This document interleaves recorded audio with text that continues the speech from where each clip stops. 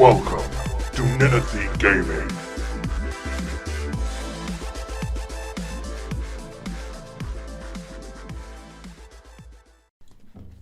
Hello.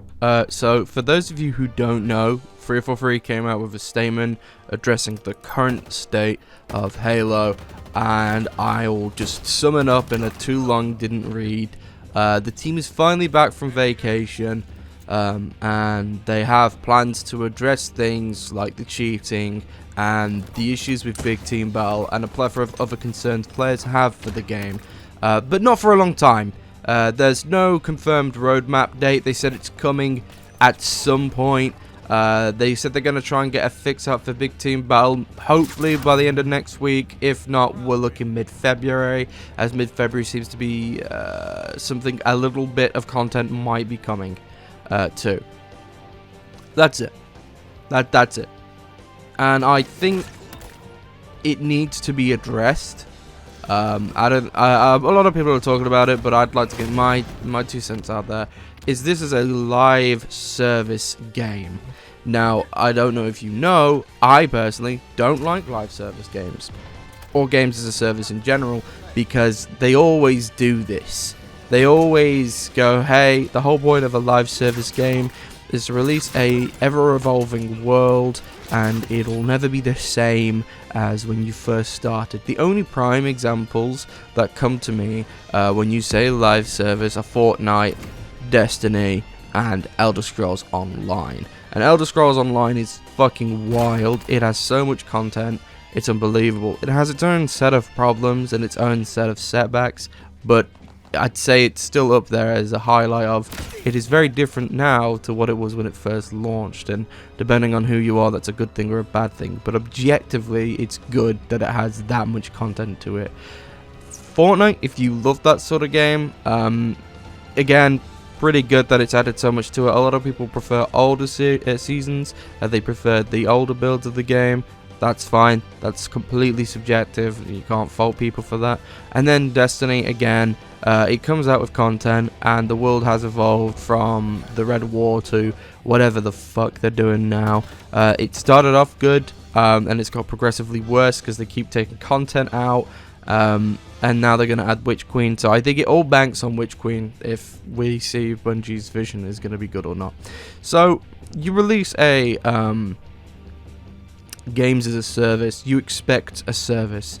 It's a lot like ordering a meal and only getting a tenth of the plate, and then the way to going, oh, we'll continuously bring out more for you, or like a buffet, right?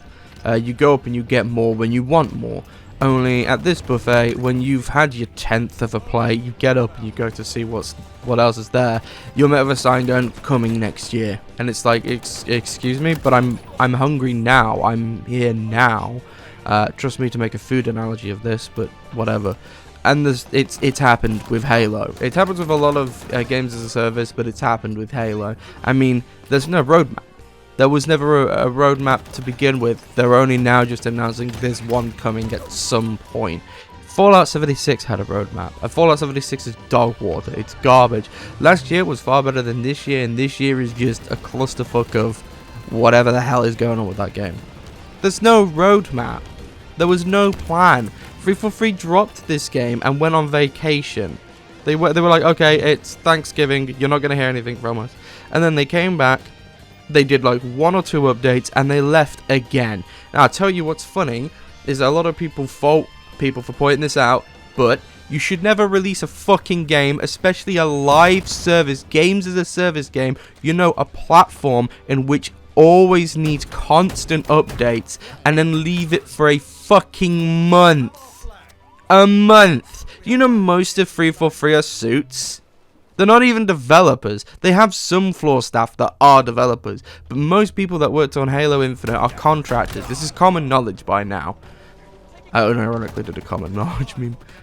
So why didn't they hire contractors? Because there are people out there that would. Why didn't they hire contractors and give them, you know, this span? Hey, look, most of us are going to be on holiday. You know, there's nothing wrong with going on holiday, but we need to ensure that the game works smoothly. If the game ran on a skeleton crew, which they said it did, but I don't believe it did. If the game ran on a skeleton crew, then they'd get some fixes. Big Team Battle hasn't worked for a fucking month, and it looks like it's not going to work for another half a month to another month. But you know, they deserve their holiday break, guys. They deserve their extended break.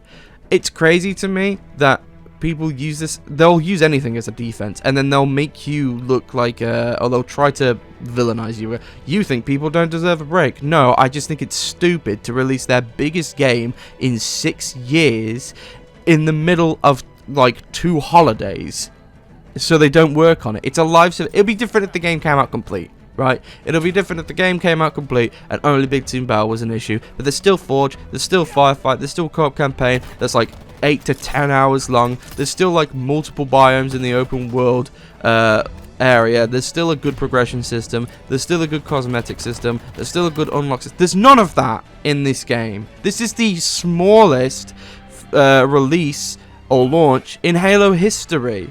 Even Halo 5 came out with more than this, and Halo 5 had co-op campaign. It didn't have split screen, but at least it had co-op campaign, and I would wager it had a more engaging campaign at certain points. I think Halo Infinite's campaign overall is better, but Halo 5 at least had co-op, and at least had these big, massive battle pieces, whereas you only really get 1 or 2 in Halo Infinite. The game came out with the least amount of content possible, with a horrible UI that is not even developer friendly, and they made this UI with no roadmap but a fully functioning store that had weekly rotations. So they managed to pre-program that in and launch that, but they didn't manage to pre-program any updates or planned fixes. And you know why they didn't? Because the fucking contractors only work 18 months at a time.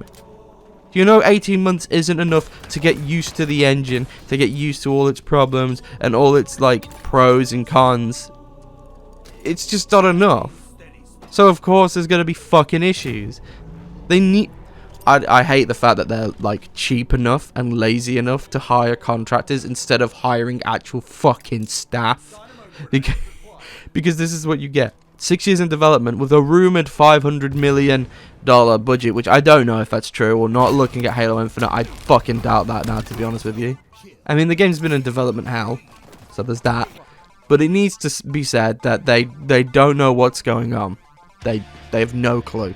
They have no idea where to take this game. They had no plan. That's evident now. All they want is money, and this game won't be complete for another year. Once I'm done with the season pass, because I think I'm on level 72 or something. Once I'm done with the season pass, I'm dropping it. I don't care what events come out. I don't care what cosmetics I'm gonna lose or be left out on, because they said there was gonna be no FOMO, and they've already got FOMO implemented. They fucking lied. Yeah. The game's lost well over 50% now, hasn't it? Because it was like 180,000 per day average. It's dropped down to 40 now. It's dropped down to 30,000 on Steam alone. And people say Steam doesn't matter. Steam matters. Steam's a very good representative margin. So it's like about 50% usually. But I'd say there's more people on console than are on Steam. So let's say there's, you know what, there's 30,000 people playing on Steam as a daily peak. Let's say there's 42,000 people playing on console as a daily peak. That's what? That's 72,000 people across both platforms versus the 180,000 average peak before versus the 240,000 on launch. Come on. You just stop. Take your rose tinted goggles off or glasses, whatever you want to wear, and the game has problems. People are leaving it. Halo will die. It will dry up, it will shrivel up, and it will die. Because 343 haven't a fucking clue what they're doing, and there's no content.